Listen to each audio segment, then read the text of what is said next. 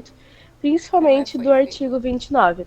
Ela tem como nome a Lei de Crimes Ambientais Foi e ela aqui. define como crime matar, perseguir, caçar, apanhar, utilizar espécimes da fauna silvestre nativos ou em rota migratória sem a devida permissão, licença ou autorização da autoridade competente ou em desacordo com a obtida. E também ele dá uma pena de detenção de 6 meses a 1 ano e também a multa. Também dentro desse artigo prevê como crime o ato de impedir a procriação da fauna ou de dificultar ela. Também trata como criminoso quem modifica, danifica ou destrói um ninho ou ambiente onde o animal vive. E também quem vende, quem expõe à venda, exporta ou adquire, guarda, tem como cativeiro ou depósito esses animais da fauna brasileira. Esse artigo ele não diz nada a respeito de pesca, mas a pena também de detenção de 6 meses a 1 ano pode aumentar em 50% no caso de que se o animal afetado for extinto, estiver em risco de extinção, ou se esse crime foi cometido durante a noite, ou se ocorreu um abuso da licença de caça, ou em período proibido da caça. Também a pena pode ser aumentada no triplo se o crime for decorrente do exercício da caça profissional. Eu vou focar mais no crime de tráfico de animais. Falando um pouco sobre o tráfico, ele é o terceiro maior comércio ilegal, perdendo apenas para o tráfico de drogas e de armas. É estimado que ele movimente cerca de 20 bilhões de dólares por ano, e o Brasil participa em cerca de 15% dessa movimentação monetária. E por ano no Brasil são traficados cerca de 38 milhões de animais, sendo as aves as mais afetadas. Cerca de 82% desses animais traficados são aves. E outro dado que eu achei muito interessante é que a cada 10 animais comercializados vivos, apenas um sobrevive. Isso dá, tipo, principalmente as condições precárias de transporte. Eu vou citar como exemplo o filme Rio, né? Que eu acredito que, se não todo mundo, uma grande parte da gente já viu. E dá pra ver bem no começo do filme que o transporte é precário, em gaiolas, no avião. Tanto que o Blue cai de uma gaiola, né? Enfim, é um exemplo bobo, mas que é bem real. Agora eu vou falar sobre os desafios, principalmente. Um dos maiores desafios são as questões socioeconômicas. O que eu quero dizer com isso? É que, pensa, alguém morando no interior que tem acesso a esses animais, alguém que esteja com dificuldades econômicas, passando fome, não tem muito dinheiro, ele vai achar, tipo, e se eu caçar esse animal e se eu vender, ganhar um dinheiro para sobreviver? Como é que você vai dizer que é errado isso para uma pessoa dessa, sabe, que tá passando por uma dificuldade tão grande? Tipo, nossa, vou ganhar R$ 3.000 por uma arara que para mim não teria valor nenhum, mas para traficante, no caso, teria, e eu vou conseguir sobreviver, sabe? Outra questão é que essas redes de tráfico, elas têm grande flexibilidade e modificabilidade, ou seja, é muito fácil uma rede de tráfico de animais estar interligada a outras redes de tráfico, como de drogas ou de armas, e também elas podem estar interligadas com comércios legais, como pet shops, que podem vender tigres da água, sabe aqueles tigres da água, da orelha vermelha? Eles são ilegais, eles não podem ser comercializados no Brasil. Daí esse tráfico vai se infiltrando em meios de comércio mais legais para dar uma legitimidade, assim, digamos. Ele também, o tráfico de animais, tem um grande poder de infiltração em órgãos públicos, seja no meio da polícia, ele tem a corrupção é muito grande e funcionários e servidores públicos muitas vezes estão entremeados nesse meio de tráfico de animais. Também podemos citar o tráfico interno e também o internacional. O interno é aquele tráfico que não é tão organizado assim. É tipo um tráfico de baixa renda, digamos assim, que os animais são transportados por caminhões ou até por delivery. Eu vou citar um caso mais para frente. E ele não é tão organizado assim. Já o internacional é aquele tem mais movimentação de dinheiro, que leva para outros países, para quem tem bastante dinheiro. No tráfico interno também, podemos citar, tipo, sabe aquela senhorinha que tem um papagaio com ela, tipo, a senhora tem 80 anos e o papagaio já tem 30 anos. O papagaio não tem anilha, não tem nada, né, legalizado. E, tipo, como é que você vai tirar esse papagaio dessa senhora, sabe? Mesmo se você tirar e soltar ele, ele não vai conseguir sobreviver, porque ele viveu tanto tempo assim em cativeiro. Como é que você vai penalizar uma senhora, uma senhorinha de 80 anos que ela pode ter comprado porque achou bonitinho, não fez na maldade, sabe? Enfim, tem várias questões complicadas do tráfico de animais. Outro problema também é a interação frágil entre órgãos fiscalizadores e também, decorrente disso, a ausência de critérios definidos de como penalizar esse crime. Igual eu falei, como é que você vai punir uma senhorinha por ter uma arara não legalizada? Tipo, se enquadraria sim em tráfico e em posse ilegal, mas sabe, tem alguns aspectos que é difícil tu dar uma pena digna, assim, sabe? Outro problema, igual eu comentei, é essa soltura de animais de conservação. Porque é muito difícil tu soltar um animal que tudo que ele conheceu na vida foi uma gaiola. Ele não vai conseguir sobreviver. Então, por isso, eu também destaco a importância desses centros de conservação e também de zoológicos. Pode não ser o ambiente ideal, tipo, para ele, não é? Com certeza não é o habitat natural dele, mas é o necessário para manter ele vivo. Outro problema também é o controle de fronteiras. A gente sabe que o Brasil é um país imenso. Aqui na América do Sul, ele só não faz fronteira com o Equador e com o Chile. Ele é muito imenso em extensão. Então é praticamente impossível ter um controle adequado e perfeito da fronteira, o que facilita muito a entrada e saída de tráficos e traficantes. Aqui eu trouxe uma matéria que é a Operação contra o Tráfico de Animais Silvestres ocorre no Rio de Janeiro. Não sei se vocês ficam muito nas redes sociais, mas a Nicole Baus, se eu não me engano, ela é ex-fazenda. Ela tem muitos animais não convencionais, assim. Ela tem pônei e recentemente ela adquiriu macaquinhos. Eu não sei porque tem tanta gente que gosta de macaco. Eu não sou muito fã de macaco, me dá um leve medo. Mas ela adquiriu macaquinhos e começou a postar nas redes sociais. Coisa que não pode, né? Porque são animais silvestres. Eu não sei se vocês vão conseguir escutar a reportagem, mas eu vou tentar passar aqui para vocês. Qualquer coisa eu envio o link. Ui,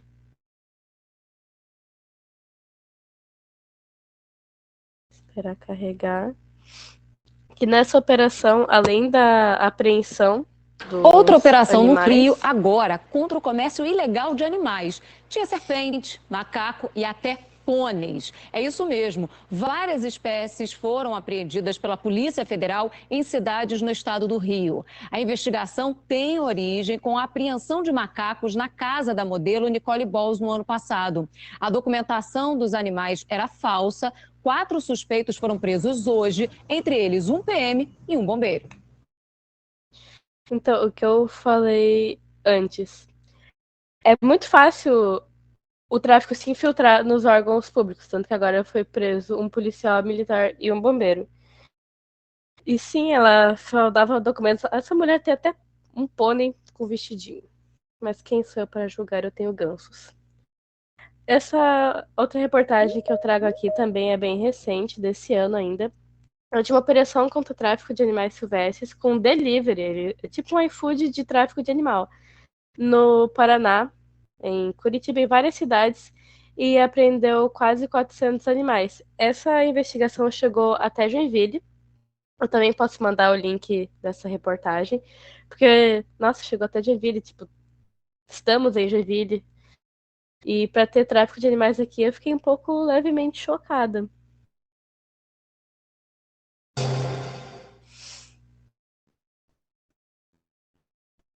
Esse vídeo não tem áudio direito, mas dá para ver quando eles chegam no local a condição precária que esses animais são mantidos, porque eles não são vistos na mão dos traficantes assim, como pets, eles são vistos como fonte de lucro em si.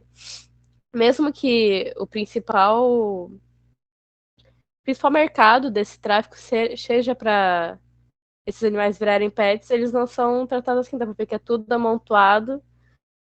Coitados, né? Os passarinhos aqui até que estão um pouco melhor, esses da parede, né? Mas gaiola no chão parece casa de acumulador assim, sabe? Tudo jogado. Bem feia a situação. Como eu falei, foi em várias cidades do Paraná, aqui pertinho, e chegou até em Joinville essa operação.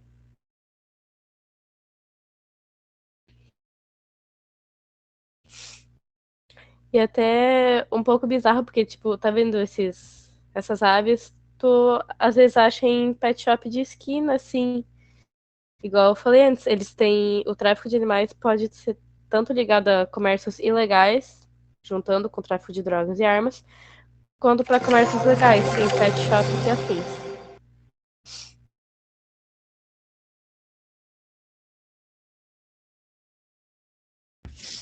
Bom, agora entrando um pouco mais nos aspectos da medicina veterinária forense. Pode passar, por favor. Passa. Primeiro a gente começa com as técnicas e ressaltando a importância da radiografia na avaliação pós-mortem, já que ela permite a identificação de artefatos, principalmente de materiais balísticos, já que muitas vezes a bala, como a gente vulgarmente fala, atravessa e não fica. Porém, ela pode acabar fragmentando nisso e deixar apenas uns vestígios, que a longo prazo, tais vestígios, quando é um disparo não fatal, podem levar a uma intoxicação. E também, como a gente já comentou nas reuniões anteriores, vale ressaltar a importância da gente remover a pele para a gente observar lesões que estão na camada mais profunda, já que em diversos animais a gente tem o pelo e as penas recobrindo algumas lesões. Então, por causa disso, é importante a gente remover essa camada entre pele e musculatura, já que permite a avaliação de alguns hematomas, lacerações e até mesmo algumas incisões. Como a gente pode ver aqui na foto, é um animal da espécie Canis lupus com o pelo totalmente recoberto, não daria para ter ideia do tamanho e da quantidade desses hematomas. Pode passar. Uma das técnicas utilizadas também é o uso de um equipamento que são um equipamento junto com técnicas de fontes de luz alternativas. Ele produz luz, camadas de ondas de luz tanto visíveis quanto invisíveis, em comprimentos de ondas diferentes, o que permite a gente avaliar a presença de algumas fibras, fluidos, até mesmo impressões digitais. E com o uso desse equipamento, a gente pode observar manchas biológicas de maneira que elas mudem de cor ou se tornem fluorescentes, o que permite a avaliação de se houve exposição a algum produto químico ou a eletricidade até mesmo. Já que a gente vai ver no próximo slide. Pode passar? Aqui a gente tem um ganso que foi atingido por um raio mesmo, e assim, na primeira foto a gente pode ver que a lesão não está muito característica de nada, mas com o uso dessa técnica a gente consegue avaliar os chamuscados da pena de maneira que permite a gente concluir que foi atingido por um raio. Pode passar. Agora entrar um pouco nos tipos de trauma. Pode passar. Um dos principais tipos de trauma são os traumas causados por disparos, tanto de arma de fogo ou aquelas armas de pressão também. E geralmente, quando a gente está falando de armas de fogo, a gente está falando de animais que foram alvos de caça, ou seja, são tiros a longa distância.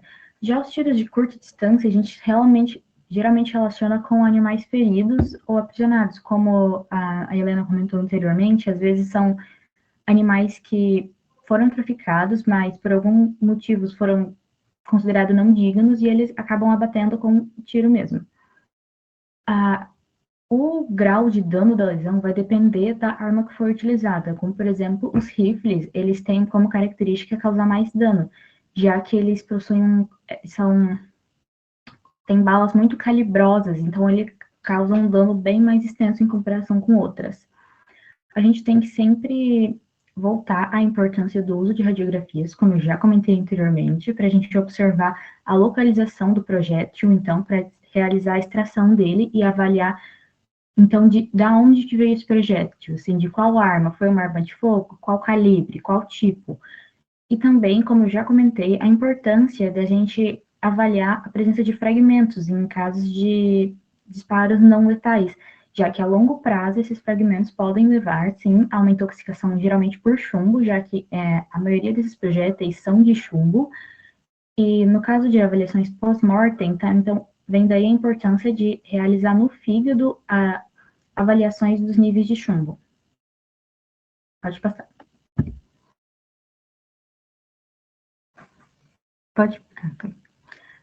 Os traumas por objetos contundentes. Um objeto contundente é aquele que não possui ponta nem gume, como, por exemplo, tacos, assim. Eles são de difícil observação quando recobertos por pelos e penas, já que é o caso daquele lobo que eu mostrei anteriormente. O pelo impede a gente visualizar os hematomas, então, por isso, recomenda-se remover a camada de pele.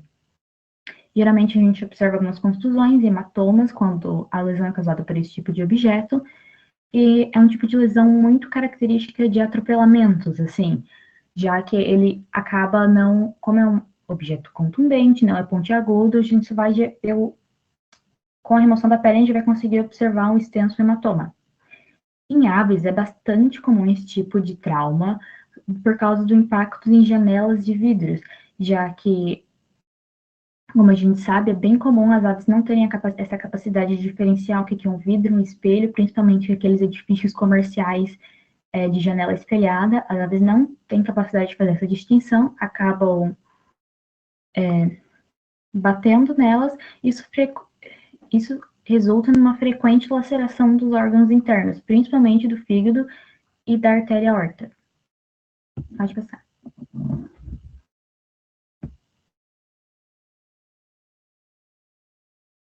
Aqui nessa imagem, a gente pode observar uma extensa hemorragia na cavidade celomática, sendo que as setinhas, elas vão apontar as lacerações hepáticas, já que, como eu comentei, e essas pontas ali embaixo indicam a ruptura no pericárdio. Pode passar. Ainda nos tipos de trauma, agora a gente entra nos objetos cortantes. E por mais chocante que seja, pelo menos esse estudo que eu estou apresentando agora foi realizado nos Estados Unidos. E lá, o principal objeto cortante causador desse tipo de trauma foram flechas de caça. O que me surpreendeu um pouco quando eu estava lendo esse artigo, porque eu pensei que seriam facas, né? Facas ou punhais. Mas na verdade são flechas de caça. Esse tipo de lesão é observado porque é uma lesão de 2 gumes, com a borda bem definida e são lacerações profundas.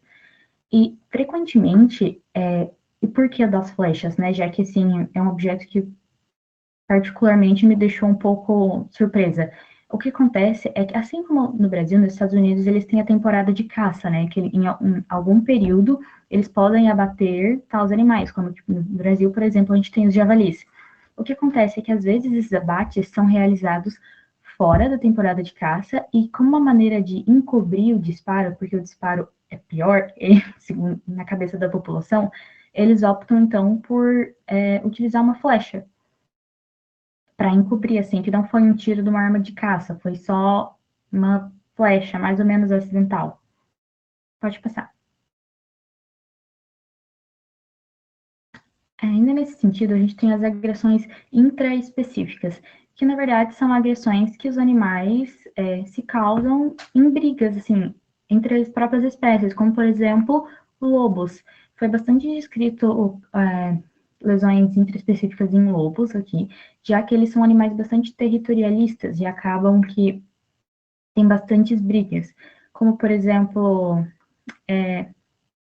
a principal lesão observada foi a lesão pelos dentes caninos, já que foi possível observar bordas bastante arredondadas, pequenas, sozinhas ou em pares, o que olhando a primeiro momento pode até ser parecido com um disparo, mas é importante a gente realizar a diferenciação, já que o dano muscular, né, falando de uma a agressão intraespecífica, por exemplo, uma briga entre dois lobos, o fato da mordida mais apreensão vai causar um maior dano muscular extenso, já que o animal ele morde e segura, né? E essa apreensão gera uma lesão muscular mais intensa e profunda, e ela vai estar distribuída de maneira irregular e costuma ser acompanhada de uma hemorragia abundante. Pode passar. É que eu trouxe esse raio-x desse mesmo estudo, a gente observa na região do pescoço, né, na face dorsal, as lesões bem sobrejacentes na pele, são pequenas, mas elas refletem uma perfuração pelos dentes caninos. O músculo, por ele ser menos elástico, ele ocorre a ruptura durante essa briga e a pele absorve a tração dos dentes. Pode passar. Agora falando um pouco sobre a mortalidade industrial, que são aquelas mortes de animais silvestres que estão relacionadas a ocupações industriais, como, por exemplo, instalações elétricas e também pontos de mineração. O principal agente dessa mortalidade são as instalações elétricas, já que elas culminam em uma eletrocução de média a alta tensão.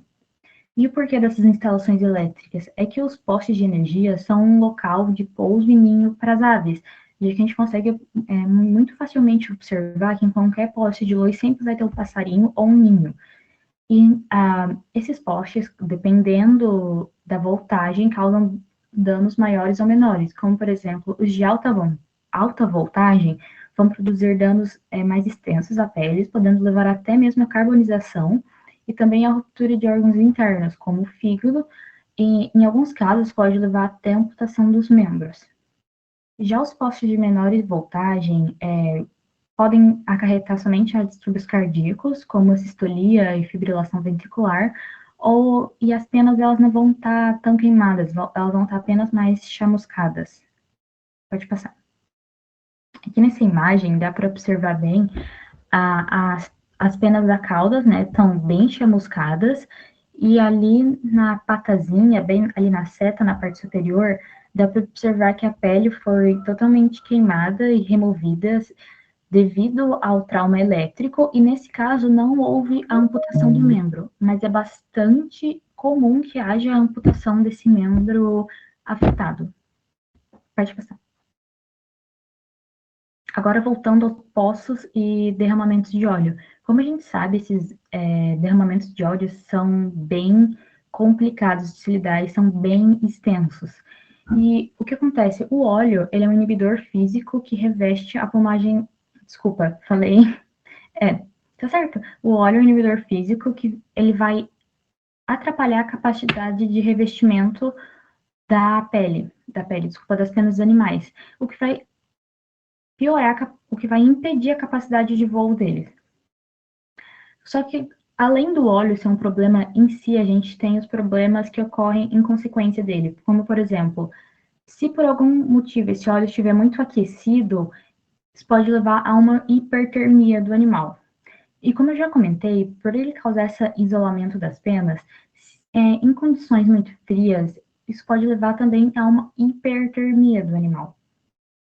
E um fato curioso é que uma condição semelhante pode acontecer quando os animais entram em contato com lagos supersalinos, que são aqueles lagos ou poços de extração de sal. Como a gente vai ver no próximo slide, pode passar, por favor. Aqui, esse é um animal que tentou realizar um pouso sobre esses lagos, sobre um desses lagos supersalinos, num poço de extração de sal, e o sal cristalizou sobre as penas. Então, esse sal aumentou o peso do animal, formou esses pequenos cristais de sal e impediram o voo do animal, e ele acabou vindo a óbito. Pode passar. Agora a gente vai entrar um pouco nas toxicoses. Entre as principais toxicoses, a gente tem a intoxicação por anticoagulantes, que são principalmente os agentes utilizados como rodenticidas, como o brodifacoum e o clorofacinone, que ambos são inibidores da enzima de vitamina K, que, como a gente sabe, participam da cascata de coagulação. Logo, na ausência dessa cascata, vão haver hemorragias internas. Um dos principais animais afetados por essa intoxicação, na verdade, são as corujas. Por quê? O que acontece? Vários centros de reabilitação recebem corujas que foram intoxicadas devido a elas se alimentarem de roedores envenenados. Então, a pessoa vai lá, coloca esses rodenticidas, os ratos ingerem e as corujas ingerem os ratos. Logo, tem muitas corujas com intoxicação por anticoagulantes. Nas aves, de maneira geral, não só nas corujas, a gente vai observar uma hemorragia difusa, principalmente no trato gastrointestinal e no tecido subcutâneo. Em alguns casos, essa intoxicação pode ser crônica, então, pequenas doses espaçadas, e nesses casos vai ser observada anemia, anemia que leva a uma palidez generalizada dos tecidos moles e também uma perda muscular progressiva. Pode passar. Aqui nessa foto, a gente era uma águia careca que foi acometida por uma intoxicação crônica. A gente já pode observar manchas escuras ali na região do intestino e a carcaça, de maneira geral, está pálida devido à intoxicação. Pode passar. O chumbo, como eu já comentei, a intoxicação acontece basicamente por fragmentos de disparos não fatais. Porém, o chumbo ainda é muito utilizado em componentes de baterias, tintas e também como resíduo de mineração. E também acontece muito em áreas que a presença de caçadores, a pessoa caça, vai lá e lá na hora mesmo abate o animal e retira a bala dele e deixa no ambiente. E isso causa, então, que às vezes algum animal vá lá e ingira o projétil de outra caça. As aves são animais que são bastante sensíveis à intoxicação por chumbo e, assim, a ataxia pode aparecer em horas. A detecção, nesses casos, geralmente é feita por medições dos níveis de chumbo, tanto no sangue como no fígado, e por se tratar de uma intoxicação superaguda, ela não é observada em radiografia. Mas, falando da exposição crônica, ela vai sim afetar os ossos, vai gerar uma anemia, e essa pode sim ser observada na radiografia. Pode passar. Agora, os orgânulos fosforados e carbamatos. Eu acho que eles já são bastante conhecidos aqui pela maioria das pessoas, já que as meninas também trouxeram na última reunião. Eles são anticolinérgicos de rápida difusão pelo sistema nervoso central. E, assim, o efeito neurológico dele é a morte com uma postura muito característica, principalmente em águias, que elas ficam com a cabeça e o pescoço para trás, assim, nas costas, os ombros juntos e as asas esticadas para trás. Eu vou mostrar uma foto logo em seguida. É bem comum que, por ser uma intoxicação tão rápida, a gente observa o papo e a moela cheios. Sim, então mostra uma atividade alimentar recente. E não costuma ser acompanhado de nenhum outro sinal sem lesão muscular. Então, geralmente, a testagem pós-mortem é feita com cromatografia gasosa ou massa espectroscopia. Pode passar. Aqui a foto que eu falei da postura característica. Então, assim, as aves, principalmente as águias, elas ficam com a cabeça para trás, os ombros juntos e as asinhas esticadas. Pode passar. Só que como a gente está falando de animais silvestres, a gente tem que sempre se atentar às alterações pós-mortem. Porque geralmente são animais que foram encontrados com um certo tempo, foi uma descoberta tardia.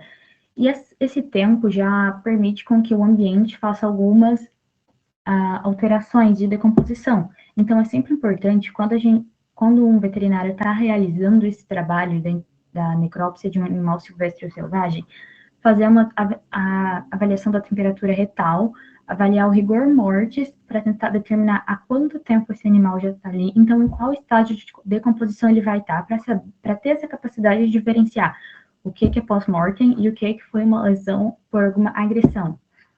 Também, em humanos, é bem frequente que essa diferenciação seja feita através da composição do líquido ocular e sinovial, porém, pelo que eu li, não é uma coisa tão utilizada assim ainda na medicina veterinária. E, claro, é sempre muito importante a gente ter a capacidade de saber diferenciar a região que a gente está lidando, se é um clima mais quente, mais úmido, mais frio, já que isso influencia muito nas alterações pós-mortem.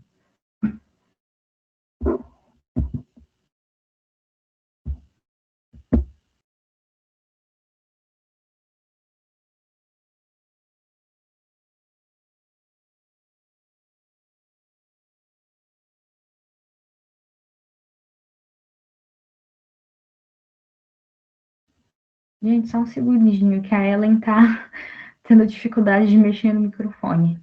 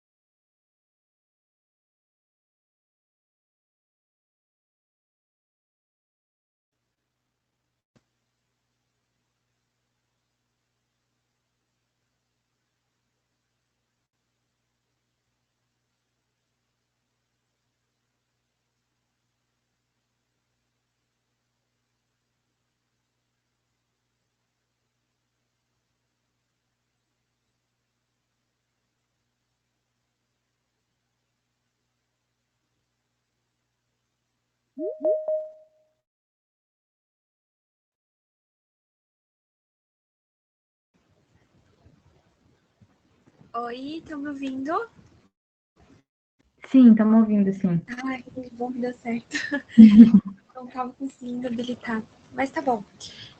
A gente trouxe, então, um artigo que fala sobre análise de suspeitas de crimes contra a vida selvagem submetidos à análise forense na Escócia.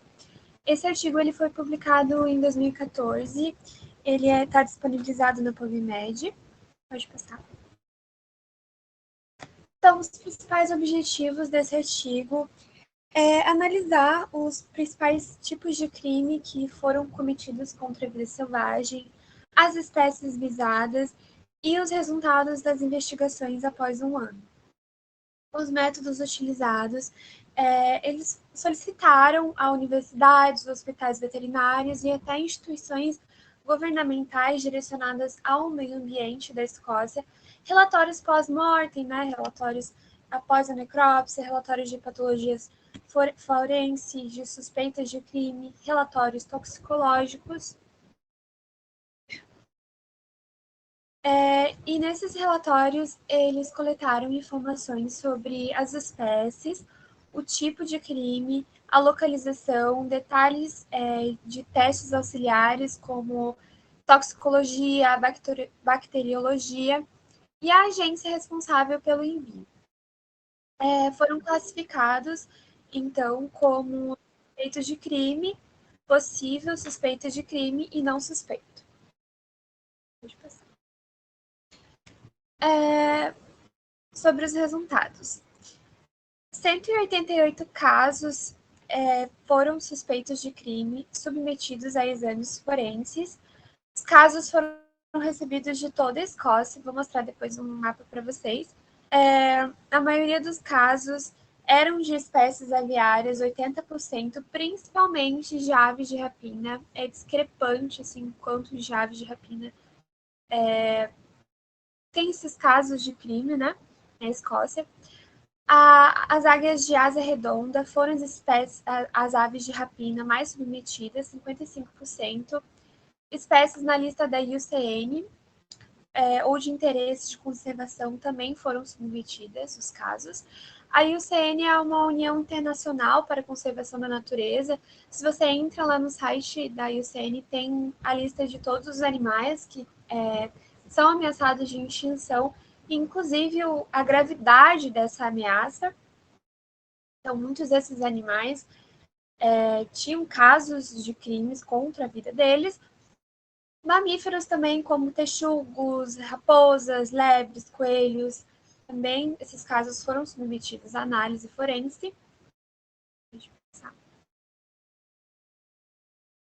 Então, aqui a gente tem o mapa da Escócia, como vocês podem ver, em toda a Escócia, eles fizeram um trabalho bem legal. Muitos casos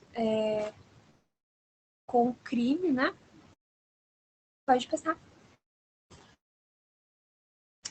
Aqui, então, a gente tem as categorias de animais que foram submetidas à análise. Ali, discrepante o número de aves de rapina, né? Depois nós temos waterfowl, que é aves aquáticas, corvídeos, texugo, deer, que é veado, hare, lebre. E aqui do lado a gente tem uma imagenzinha da águia de asa redonda, que foi a espécie com mais casos. Deixa eu passar. Aqui a gente tem algumas espécies que estão na lista da IUCN, que estão ameaçadas de extinção, e mesmo assim a gente encontrou vários casos com essas espécies. Como a gente pode ver, principalmente águias, né? Aves de rapina. Lá é muito comum esse esporte, entre aspas, essa cultura de caça mesmo, algo assim milenar. Então, na Escócia, no Reino Unido, eu vi vários relatos dizendo que lá eles veem esses animais como vermes mesmo. Eles protegem a criação de perdizes, né? Justamente caçando esses animais.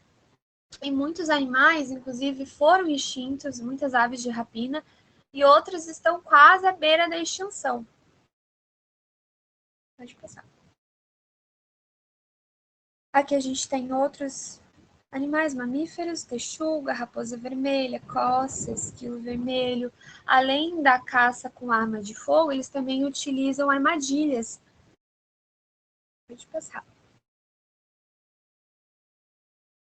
Pode passar. Então, a causa da morte ela foi estabelecida em 66% e indeterminada em 34%. O trauma foi a causa mais comum de morte, variando da forma que foi feito esse trauma, como arma de fogo, ataque de predador, de cães, ou trauma malicioso mesmo e não malicioso. Depois de trauma, vem então as intoxicações, representando 18% dos casos.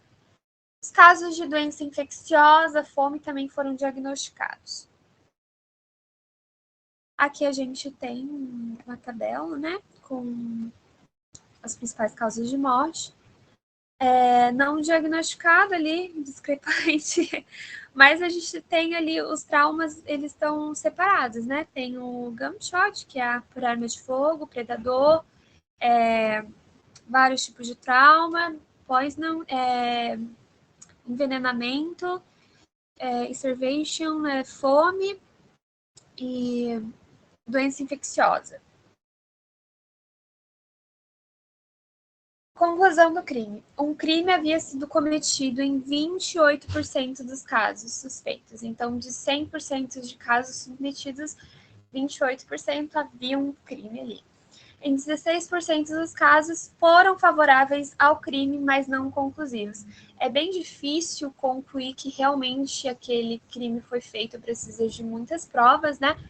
Então, assim, aquele crime, houve aquele crime, mas a gente não conseguiu comprovar. Em 55% dos casos, não foram encontradas provas que apoiavam o crime. Pode passar. Os crimes incluíram 24 casos de envenenamento ilegal em espécies de aves, 23 em aves de rapina. Houve 14 casos de caça e 8 ataques de cães.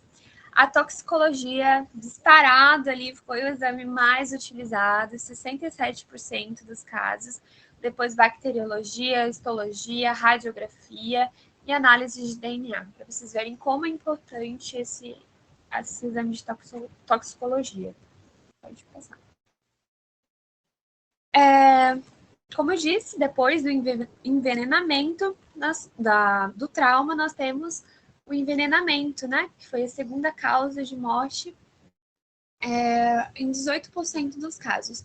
O veneno mais comum detectado ali foi o inseticida carbamato carbofurano.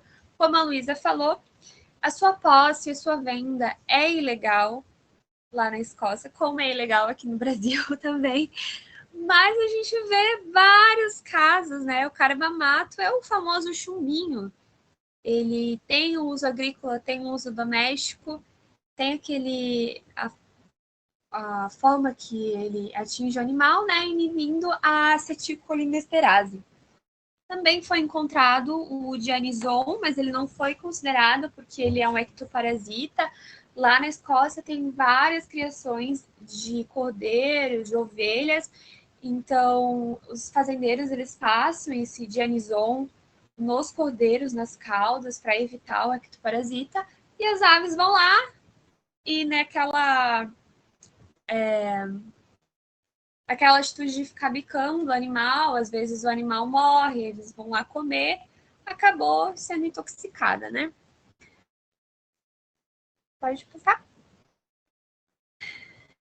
Depois nós temos o envenenamento por cianeto. Foi desconsiderado também, porque o cianeto ele é encontrado em frutas tóxicas e elas foram encontradas no estômago desses animais.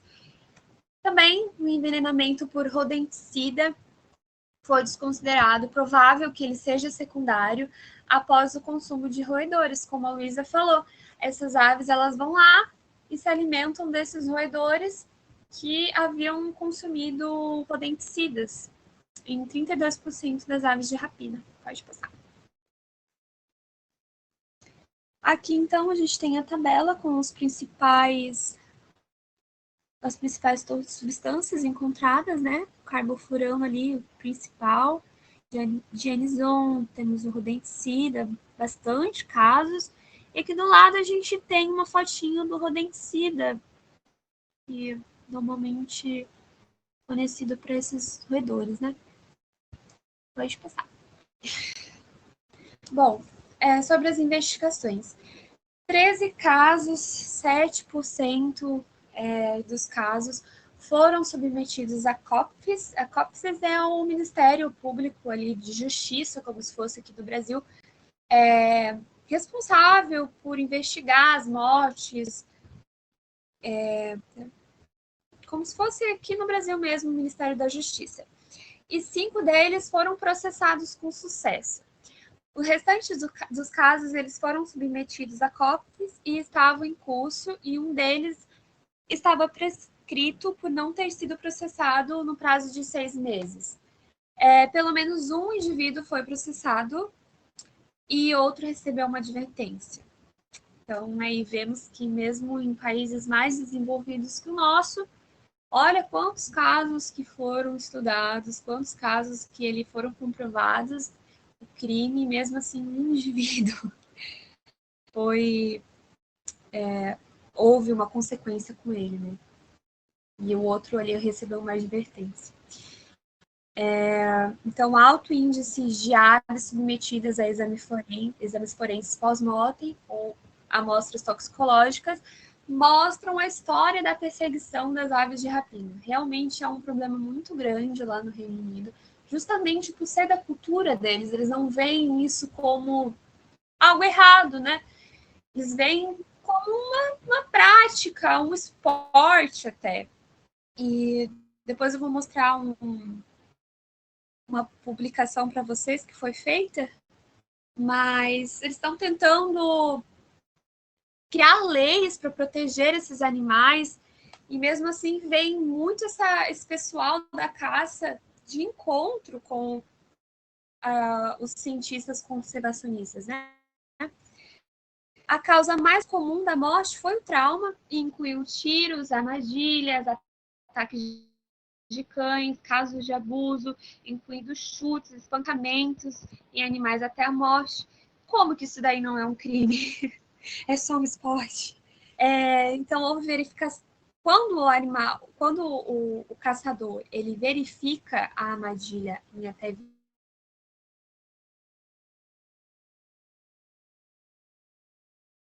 24 animal ali sofrendo, até esteja morto. Pela lei, é errado, não pode. Então, isso estabeleceu, né, a ocorrência de um crime em muitos casos. Pode passar. E aqui eu trouxe essa publicação que eu havia falado para vocês, foi feita em 2024. Eu acredito que esse artigo que eu trouxe para vocês aí ajudou a gente chegar nessas discussões que estão sendo feitas lá, né, no Reino Unido, na Escócia, onde as chanecas escocesas elas serão licenciadas na tentativa de proteger as aves de rapina. Chanecas é um tipo de floresta, de vegetação que tem lá na Escócia.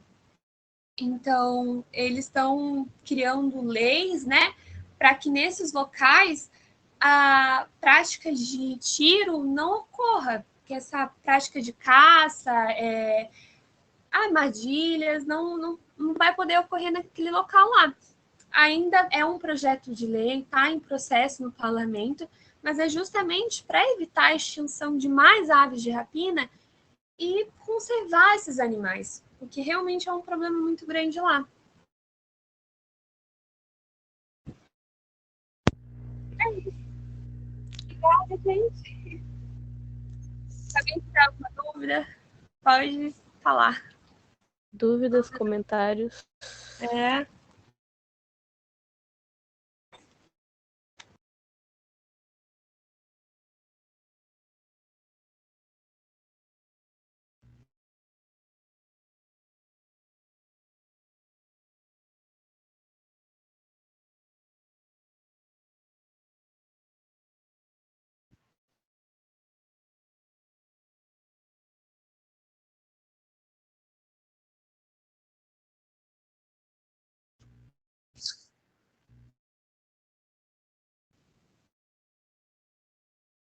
Uhum.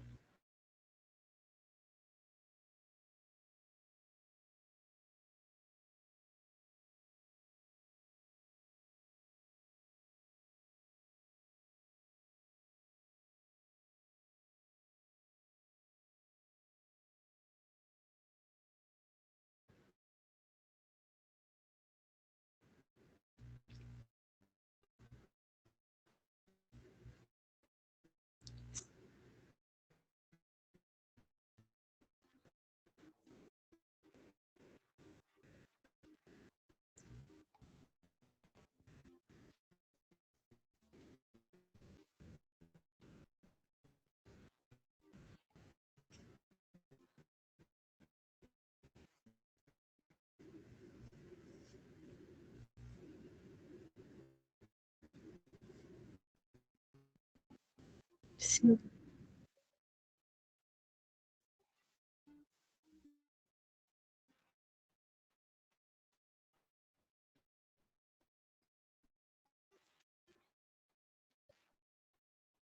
Sim, igual eu falei daquele tigrinho da água com a orelhinha vermelha.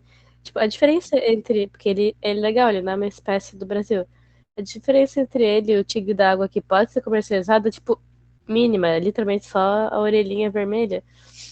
Então, a pessoa pode também estar achando que está comprando um bicho que é legal, que é legalizado, que não tem problema, mas ela, sem querer, assim, sem saber, talvez por ou ignorância ou por ser leiga mesmo, tá financiando o tráfico mesmo.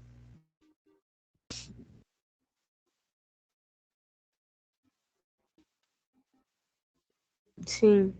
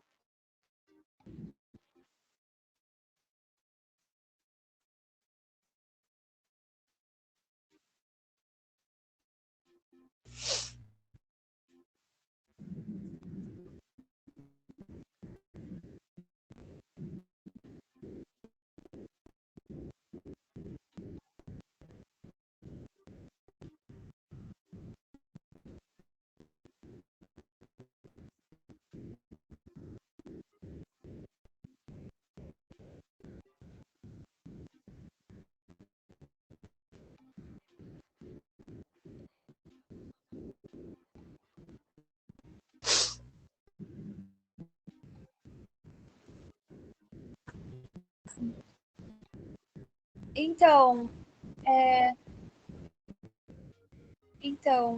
o que eles falam é que as aves de rapina, elas consomem a criação de perdizes que eles têm lá na Escócia.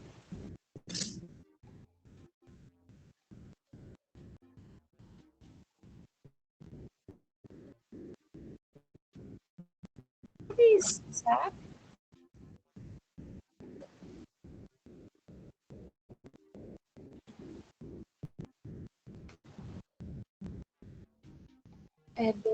Eu vi que faz tempo que existe isso e que é um problema lá na Escócia. Desde 1800, 1900, aves são extintas lá por causa disso. É que a gente não tem essa cultura aqui, né, de caça. Mas em outros países é muito comum e normal, sabe? Na visão deles. E assim, eu acredito que se caçassem apenas as aves que pode caçar, né? Mas não, eles caçam justamente as que estão ali na beira de extinção.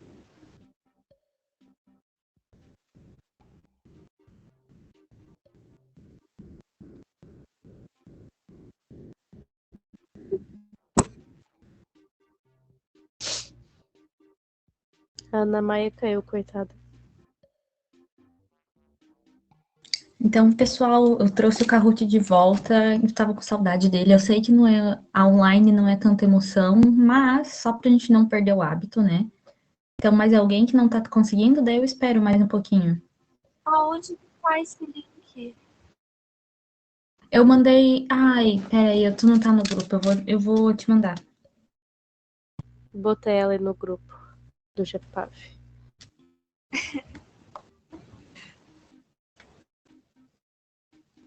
Pois é, apresentei hoje, não tava nem no grupo. Mas é do Geas. Não, amiga, eu já achei. Agora vocês me colocaram no grupo. Agora, para quem não é familiarizado, eu mandei o link, daí só tem que ou abrir esse QR Code que tá projetado na tela, ou então botar esse PIN que tá aparecendo. 123880. 1, 2, 3, 8, 0.